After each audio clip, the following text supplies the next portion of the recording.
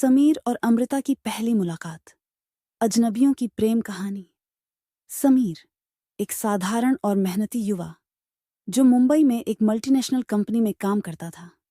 उसकी जिंदगी में सबसे ज्यादा महत्व उसके करियर और उसकी किताबों का था। वह अपने काम में इतना खोया रहता था कि व्यक्तिगत जीवन के लिए वक्त निकालना उसे मुश्किल लगता था। जिंदगी एक तयशुदा रूटीन में बंधी हुई थी, जैसे रोज सुबह उठकर ऑफिस जाना, काम करना और फिर घर आकर किताबें पढ़ना। दूसरी ओर अमृता एक स्वतंत्र विचारों वाली लड़की थी। उसे यात्रा करना, नई जगहों पर जाना और नए लोगों से मिलना बेहद पसंद था। वह एक लेखिका थी और अपने अनुभवों को किताबों में लिखती थी। अमृता का मानना था कि जिंदगी हर पल कुछ नया सिखाती है और हर नए चेहरे के पीछे एक नई कहानी छिपी होती है। एक दिन दोनों की जिंदगी एक मोड़ पर आकर टकराई। वह दिन था शनिवार का, जब समीर अपने ऑफिस के काम से गोवा गया हुआ था। वह अपने काम से इतना थक चुका था कि उसे लगता था कि कुछ समय खुद के लिए निकालना चाहिए। उसी शाम वह एक समुद्र तट पर गया। समुद्र की ठंडी हवा और लहरों की आवाज में उसे एक अजीब सी सुकून महसूस हो रहा था। अमृता भी उसी समुद्र तट पर अपनी नई किताब के विचारों को संजोने आई हुई थी। वह एकांत में बैठकर विचारों की धारा में बहने लगी। अचानक उसकी नजर समीर पर पड़ी। समीर उस समय समुद्र की लहरों को देखते हुए गहरे विचारों में डूबा हुआ था। अमृता ने उसे गौर से देखा और महसूस किया कि इस आदमी के चेहरे पर कुछ खास था, एक खामोशी जो उसकी आंखों में झलक रही थी। अमृता ने पास आकर धीरे से पूछा, क्या सोच रहे हैं? समीर एकदम से चौंक गया।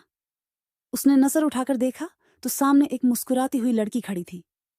पहले तो उसने अनदेखा करने की सोची, पर फिर उसने जवाब दिया, बस यूं ही समुद्र की लहरों को देख रहा था। अमृता ने मुस्कुराते हुए कहा, समुद्र की लहरों को देखना किसी कविता को महसूस करने जैसा होता है। हर लहर जैसे कोई कहानी सुनाती है। समीर को उसकी बात अजीब लगी, क्योंकि वह व्यावहारिक सोच का इंसान था और उसने कभी चीजों को इस नजरिए से नहीं देखा था। उसने कहा, आप लेखक हैं क्या? अमृता ने हंसते हुए कहा, हाँ, मैं एक लेखिका हूं और कहानियां लिखती हूं। शायद इसीलिए मैं हर चीज में एक कहानी ढूंढने की कोशिश करती हूं। और आप भी किसी सोच में गहरे डूबे थे? समीर ने थोड़ा झिझकते हुए कहा, मैं समीर हूं और यहां काम के सिलसिले में आया हूं। वैसे जिंदगी में व्यस्तता इतनी है कि ऐसी चीजों को महसूस करने का वक्त ही नहीं मिलता। अमृता ने उसे ध्यान से देखा और कहा, कभी कभी हमें अपनी जिंदगी की भाग दौड़ से थोड़ा रुककर इन छोटी छोटी चीजों का आनंद लेना चाहिए। यही पल हमें असली खुशी देते हैं। यह सुनकर समीर को पहली बार लगा कि शायद वह अब तक बहुत कुछ मिस कर चुका है। अमृता की बातें उसे अंदर तक छू गईं। धीरे धीरे दोनों के बीच बातचीत शुरू हो गई। दोनों ने अपनी अपनी जिंदगी के अनुभवों को साझा किया। अमृता ने बताया कि उसने किस तरह अपने सपनों को पूरा करने के लिए लेखन को चुना और कैसे उसने अपनी जिंदगी के कई फैसले दिल से किए। समीर ने भी पहली बार अपनी जिंदगी के बारे में खुलकर बात की। उसने बताया कि वह कैसे अपनी जिम्मेदारियों और काम के बोझ तले दबा हुआ महसूस करता है। दोनों की बातों में कुछ ऐसा था जो उन्हें एक दूसरे के और करीब लाता जा रहा था। अमृता के विचारों में जो स्वतंत्रता थी, वह समीर के दिल को छू रही थी, और समीर की ईमानदारी और सादगी अमृता को बेहद आकर्षित कर रही थी। रात धीरे धीरे बढ़ रही थी और दोनों का समय जैसे वहीं थम गया था। अमृता ने हंसते हुए कहा, क्या आपको कभी प्यार हुआ है? समीर ने थोड़ा संकोच करते हुए कहा, नहीं, शायद कभी वक्त ही नहीं मिला। अमृता ने चिढ़ाते हुए कहा, प्यार के लिए वक्त नहीं चाहिए, बस एक पल चाहिए जो आपकी जिंदगी बदल दे। यह बात सुनकर समीर थोड़ी देर के लिए खामोश हो गया।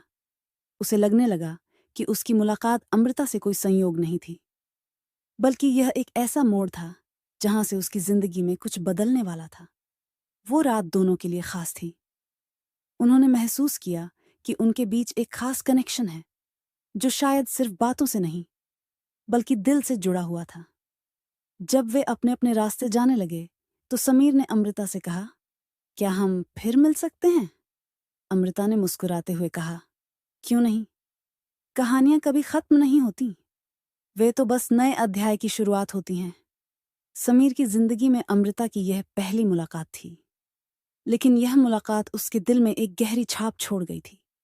उस रात समुद्र की लहरों ने दो अजनबियों को मिलाया और शायद एक नई कहानी की शुरुआत की।